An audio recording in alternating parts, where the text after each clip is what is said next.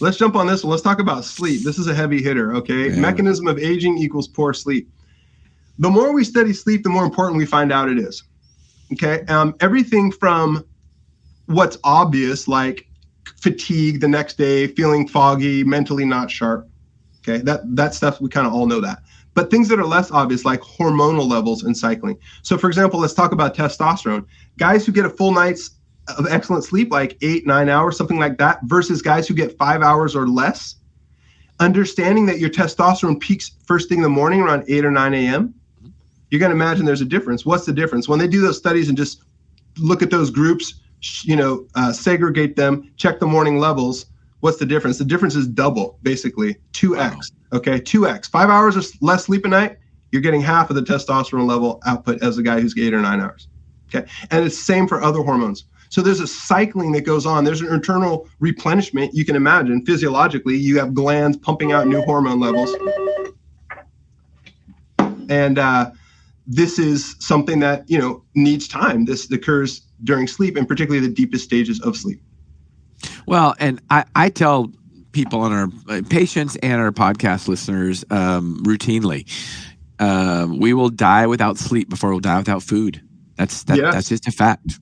Absolutely. We have enough reserve in our bodies to live without food for 3 weeks. I mean, it might not be very fun, but we could live without food for 3 weeks. So not without water, but without food for 3 weeks. Right. And with sleep, I've seen studies at 3 days. And after 3 days, we start to go in psychosis. Yes, you're exactly right. You start to hallucinate.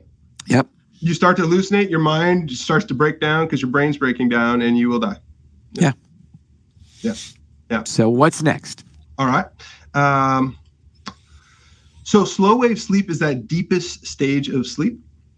This is important.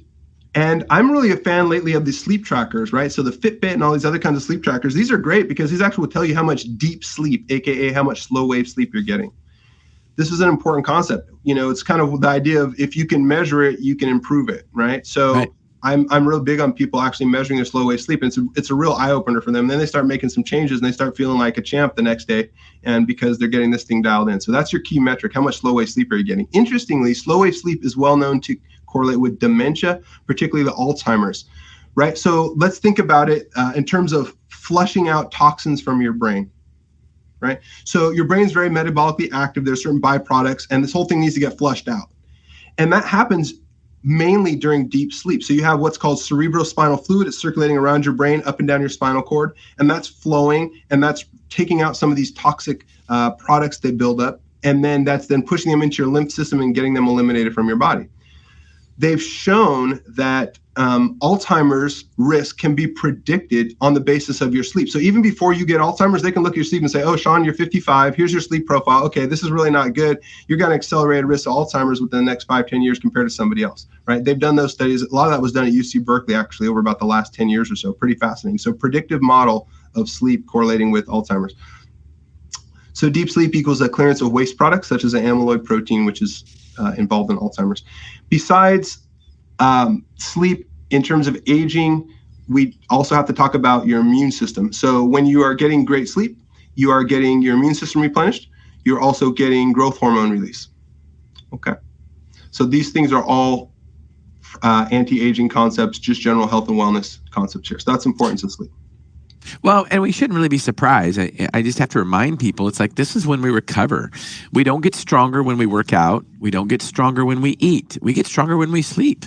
That's when our body recovers. So if we're not sleeping, we're not going to get stronger. We're going to get weaker. Correct. Yep.